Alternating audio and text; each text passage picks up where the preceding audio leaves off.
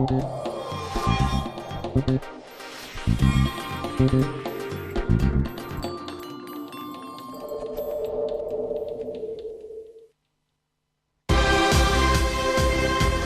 tecnología nos conecta. La solidaridad nos une. Banco Credicop Cooperativo. La banca solidaria.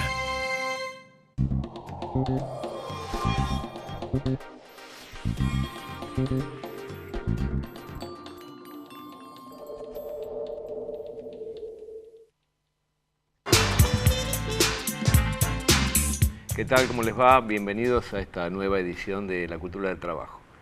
Bueno, con una semana, como siempre, la semana que entra siempre es más complicada que la anterior. Tenemos complicaciones de todo tipo, pero hay algo que destaca, hay algo que es cualitativamente distinto, que es la barbaridad de este nuevo indulto, de esta nueva barrabasada que ha hecho el gobierno, que no plantea otra cosa o no permite otra cosa que entronizar la violencia, digamos, y generar una situación donde aquellos que más mataron, aquellos que más secuestraron, aquellos que más torturaron, aparecen impunes ante la sociedad. ¿Qué se le puede decir a una sociedad donde el propio poder político, el centro del poder político, el gobierno, el centro del Estado dice: esta gente que está probada, condenada, tiene que estar libre? ¿Cómo puede hablar ese Estado de derechos individuales o de derechos colectivos o de algún tipo de derecho? ¿Cómo puede hablar el Estado si no sale decididamente a repudiar y a generar todas las acciones necesarias para que esta Corte quede pedaleando con esta resolución que nos retrotrae a situaciones realmente impensables para muchos de nosotros que vivimos lo que vivimos y para muchos familiares y muchos compañeros que han vivido la angustia y soportado la angustia de ver a los represores por la calle? Hoy esta imagen vuelve a estar presente y bueno, tenemos que hacer la fuerza necesaria para que así no sea, ¿verdad, Hugo? ¿Verdad, Claudio? ¿Qué tal? Buenas noches, bienvenidos una vez más. Y hoy hablamos de las crónicas de una barbaridad anunciada. Si nos retrotraemos a lo que fue la campaña de Mauricio Macri, anunció que con él se iban a acabar el curro de los derechos humanos. Bueno, hoy está demostrando eso, que para él lo considera solamente un curro. Tal cual. En la discusión si fueron 30.000, si fueron 9.000, si fue un genocidio, si no fue un genocidio, los funcionarios de Cambiemos ninguneando las políticas de derechos humanos.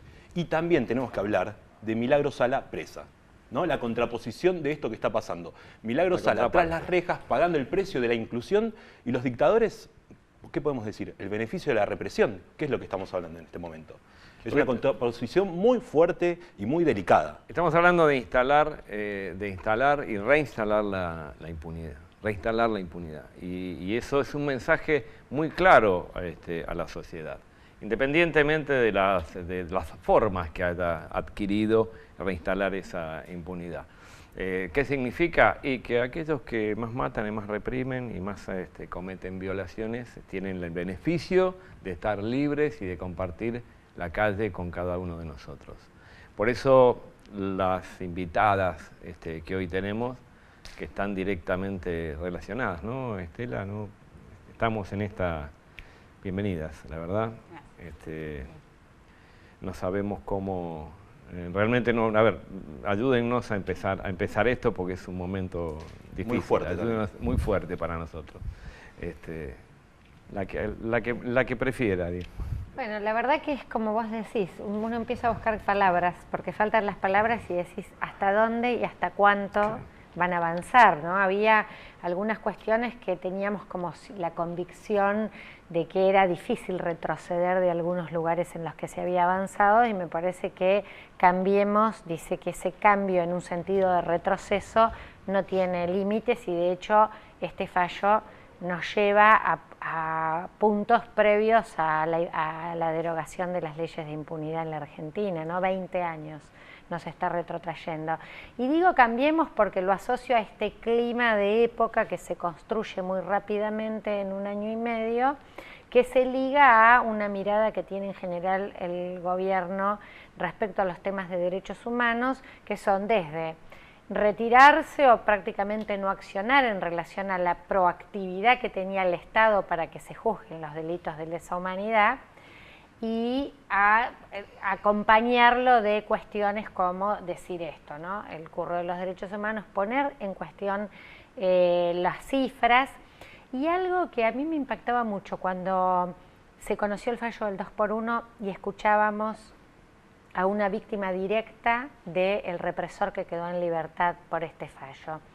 Y otra vez volvimos a escuchar los relatos del horror, porque las víctimas tuvieron mucho tiempo por los juicios para dar su testimonio, para luchar contra la impunidad, que contar en detalle su cuerpo lacerado por esa tortura. Y esto lo habíamos dejado de escuchar. Es muy, muy duro esto. Y la verdad que yo la escuchaba y sentía como me impactaba esto, porque decía, otra vez las víctimas, vueltas a revictimizar, teniendo que volver a narrar el relato del horror para impactarnos, para decir, miren, la persona que hizo estas barbaridades sobre nuestros cuerpos son las que ahora yo me puedo cruzar mañana en el subte o me las puedo cruzar en un café. A esto le están dando impunidad. Es tremendo. Bueno, creo que la respuesta social va a ser de una dimensión tan gigantesca como a la altura de la aberración que están queriéndonos llevar. Pues sí, que va a ser directamente proporcional a esta bestialidad. Pero uno podría pensar, ¿con qué necesidad, no? ¿Cuál es la necesidad de hacer esto? Porque en algún momento uno podría pensar que un gobierno democrático recién surgido tenía una situación de inestabilidad, de falta de gobernabilidad, y tenía unas fuerzas armadas que estaban acostumbradas a ser un partido de ejército y que presionaban sobre el poder político de forma como el alzamiento de los carapintadas en su momento. ¿Es justificable desde el punto de vista político, desde el punto de vista ético, desde el punto de vista de la obligación de un gobierno sobre lo social? No, no es justificable. Pero de alguna manera uno le encuentra el hilo a la cuestión. Ahora, ¿cuál sería para vos el motivo, de alguna forma, para que el gobierno, la Corte o la Corte a través del gobierno, o el impasse que genera el gobierno, o la oposición, como dice Estela, el gobierno, permita este tipo de cuestiones? Bueno, creo que son varios motivos. Nosotros Bien. Encontramos, sí, en el macrismo, diría para ponerle un nombre a ese gran espacio en el que confluyen distintos partidos, una impunidad sistemática. Se mencionaban algunas cuestiones, encontramos que hay una sistematización de esa decisión política de generar la impunidad, principalmente para los civiles de ese terrorismo de Estado, y luego para los demás. Entonces encontramos que hay determinadas medidas que las podemos ver como un intento de probar qué sucede en la sociedad.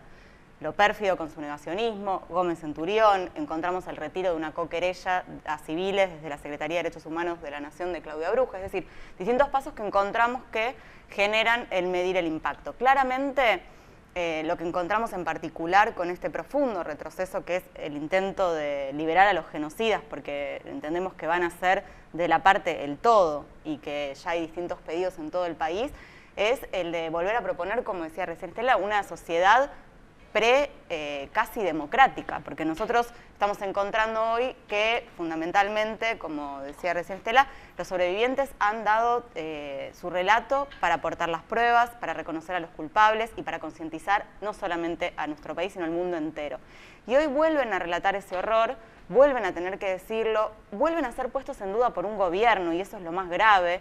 Entendemos que con este fallo, que sí lo comprendemos como parte del gobierno o de un clima de época, se está desestimando la profunda verdad de los sobrevivientes. Entonces, lo que creemos es que hay un seguimiento de un guión que para nosotros fue el editorial del diario La Nación del 23 de noviembre de 2015, en el que primero instalaron la idea de venganza con los juicios y en la que luego empezaron a cuestionar a las víctimas. Hoy este fallo cuestiona a las víctimas, eso es lo que entendemos, y que además necesitamos poner en dimensión que quienes vamos a tener que convivir en cualquier lugar, en un cine, en un almacén, en un supermercado, con genocidas, somos los 40 y pico millones de argentinos y argentinas.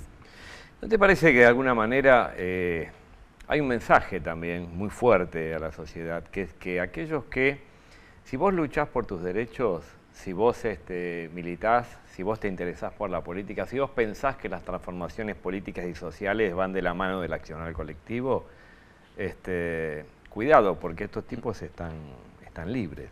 O sea, meterle miedo a la sociedad diciendo, en definitiva, terminan ganando. En definitiva, son impunes. En definitiva, caminan entre nosotros. Entonces, ¿dónde están, no ya dónde están los mandamientos desde el punto de vista eclesiástico, ¿no? No matarás, sino aquel que mata con el poder del Estado. Sí. Bueno, vos nombraste justo la Iglesia, que me parece que participó de algún modo en el llamado a la reconciliación. Hay cosas que se encadenan no casualmente, son necesarias a esta lógica de construcción de impunidad. Porque pero además no quedaron medio en Orsay ahí. Se atrevieron hasta un poco más. Tuvieron que retrotraer un poco los dichos.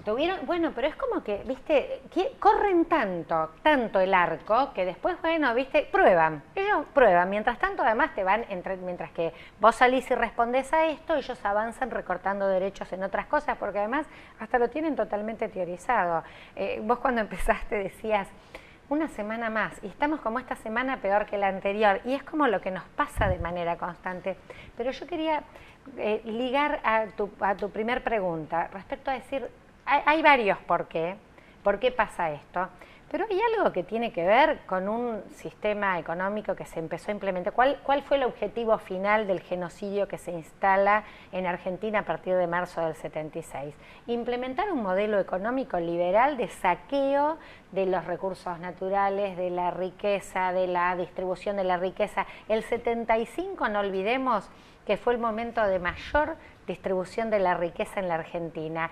Y acá que estamos en un programa de trabajadores y trabajadoras, vamos a decir, una de las cuestiones que también vino fue a poner en cuestión, a desacreditar al movimiento sindical como una herramienta fundamental del debate de la democratización y de la distribución de la riqueza. Hay una línea de conducción con esto, con el neoliberalismo que se empieza a poner, y ahora esta ideología liberal que necesita de impunidad justamente para las represiones que ellos ya están instalando en Argentina y van a tener que seguir instalando, porque este pueblo va a resistir el saqueo, ¿no?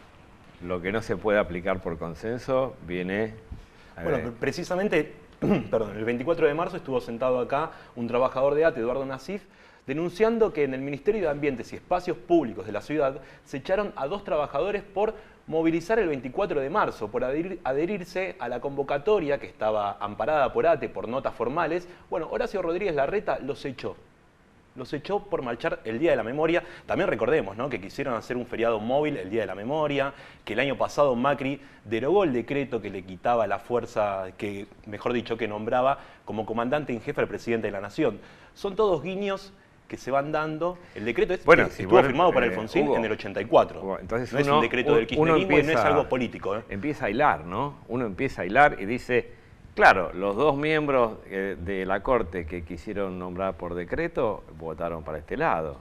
Sí, que habían sido impugnados previamente por no solo organismos de derechos humanos, un montón de organizaciones, también por lo que tiene que ver en particular con Rosenkrantz, por su desconocimiento en materia de derecho penal internacional sobre la imprescriptibilidad de los crímenes, con lo cual siempre dijimos que cualquier fallo que Rosenkrantz sacara en materia de lesa humanidad era un voto cantado para la impunidad. Bueno, lo confirmó con otras 2 firmas que por supuesto merecen el análisis que tienen, que es un fallo realmente gravísimo que pone a nuestro país en un profundo retroceso, no solo fronteras adentro sino hacia afuera, y que nos preocupa muchísimo porque nos proponen fundamentalmente esto, tener a violadores, a secuestradores de bebés, a quienes arrojaron a las madres de los vuelos de la muerte nuevamente como si fueran iguales a cualquiera de todos nosotros, y no lo son. Y bueno, ¿cómo planificamos resistir esto? ¿De qué manera? ¿Cuáles son las acciones que tenemos que llevar adelante? ¿Qué es lo que está en marcha?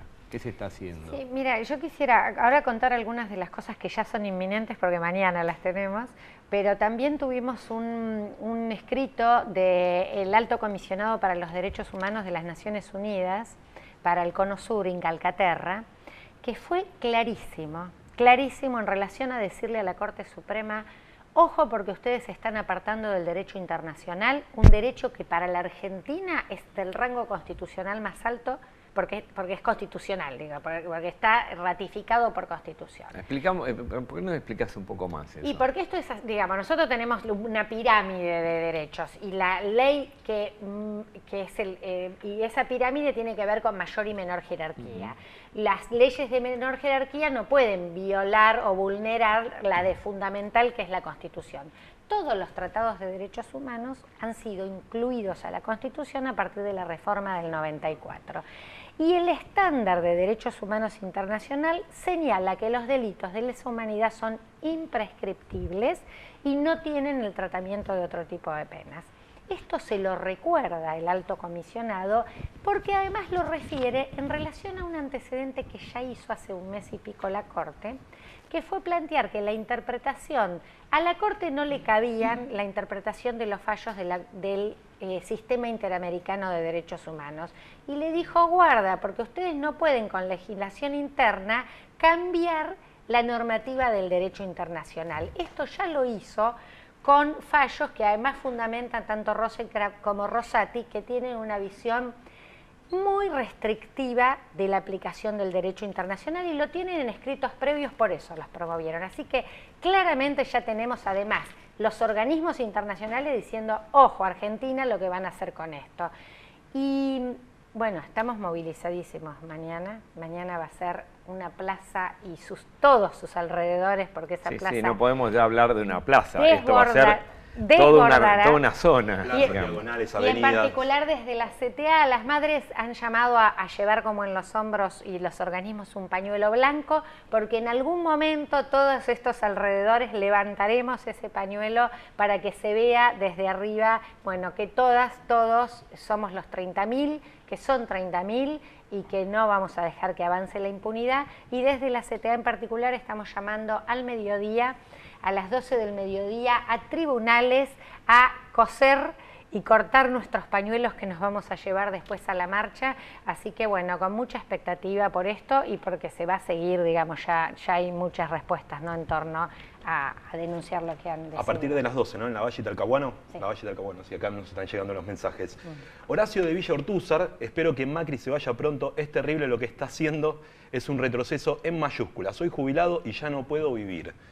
Analía de Villa del Parque, los crímenes de lesa humanidad no pueden ser juzgados como delitos comunes. Los nazis juzgados murieron en las cárceles. Elena de Palomar, me encanta el programa. Ellos son los corruptos y sus criminales, y son criminales. Que siga este programa.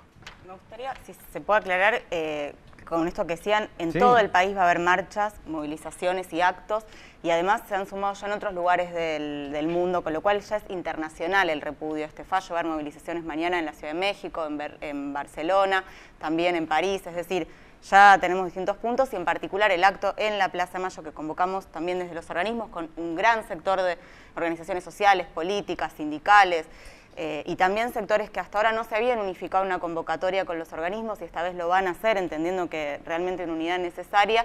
El acto va a estar a las 18 horas en la Plaza de Mayo, con lo cual convocamos a todas las plazas en todo el país, estén donde estén, a que se acerquen y todos los lugares que podamos nos pronunciemos en contra del 2x1 a los genocidas. ¿Sabes qué? Creo, Hugo, que más allá de toda la convocatoria, va a haber muchísima cantidad de gente que se va a volcar en forma espontánea a la participación. Porque vos viste lo que son, ustedes vieron las encuestas en relación a esto, ¿no? O sea, las encuestas, más del 80% de la población está en contra. Está absolutamente en contra. Y yo creo que este terreno es un terreno ganado en derechos humanos. Es un terreno que hemos ganado en los últimos tiempos. Porque no todo el mundo pensaba exactamente de esta manera en su momento, y esta cuestión de la reconciliación, si bien hoy el 80% está en contra, porque es un eufemismo con el cual se disfraza la impunidad, en su momento era algo que pegaba sobre algún sector de la población, estoy hablando de los 80, los 90 mismo, ¿no? Hoy que el 80% de la población entienda que esta medida es una barrabasada, y además que el 65% entienda que la Corte la tomó en forma no independiente, es un punto muy, muy fuerte en el avance de la conciencia de todo nuestro pueblo. Porque no es poco llegar a esa conclusión, pronunciarse de esa manera y llegar a una conclusión que tiene un altísimo nivel político. Es decir, la Corte no fue independiente en esto y me parece que en ese sentido al gobierno le han entrado las balas, ¿no? Y es un fallo que se cae a pedazos, ¿no? Entonces me parece que el gobierno, no solo porque miden las encuestas, sino porque se da cuenta que se cae este fallo, entonces quiere quedar colocado y con este doble, triple discurso, ellos no tienen problema en cambiar todo el tiempo porque la palabra ha perdido realmente valor, cualquiera de las palabras que veamos en voces oficiales. Me parece que, quiero decir esto y que no sé cómo estamos de tiempo porque siempre, pero digo, está también en Argentina el grupo de detenciones arbitrarias de las Naciones Unidas, grupo que hizo una resolución respecto a la detención arbitraria de Milagros Sala y que planteó su inmediata libertad, ya hace casi un año, que pidió que debía ser liberada porque estaba injusta, arbitrariamente detenida. Este grupo va a ir a 2 provincias y me parece que no es casualidad, y quiero decirlo porque creo que además hemos estado recopilando por el grupo de detenciones y también por la Comisión Interamericana de Derechos Humanos que va a estar el 22 de mayo en Argentina, la innumerable cantidad de violaciones a los derechos humanos y criminalización de la protesta y de la pobreza, porque también los pibes pobres de los barrios están sufriendo el aparato policial represivo de una manera brutal. Pero en particular el grupo va a ir a Jujuy y va a ir a Chubut. En Jujuy hay gravísimas denuncias contra Morales, Alianza Cambiemos, respecto a la Tupac Amaru, pero también a las organizaciones sindicales, y en Chubut la fuertísima represión a la comunidad mapuche. Así que, bueno, estos días también son días que estamos movilizados en relación a ir a hacer estas denuncias, porque no merecemos, digo, hay una sociedad movilizada y hay una sociedad que es un ejemplo en el mundo respecto a la defensa de los derechos humanos. Bueno, creo que están demostrando desde el gobierno que van a venir por todo, el famoso venir por todo, ahora estamos viendo qué significa en realidad, y venir por todos los derechos conquistados y además por el marco legislativo que respetaba o que nos daba las posibilidades de defendernos, de recurrir a mecanismos de protección.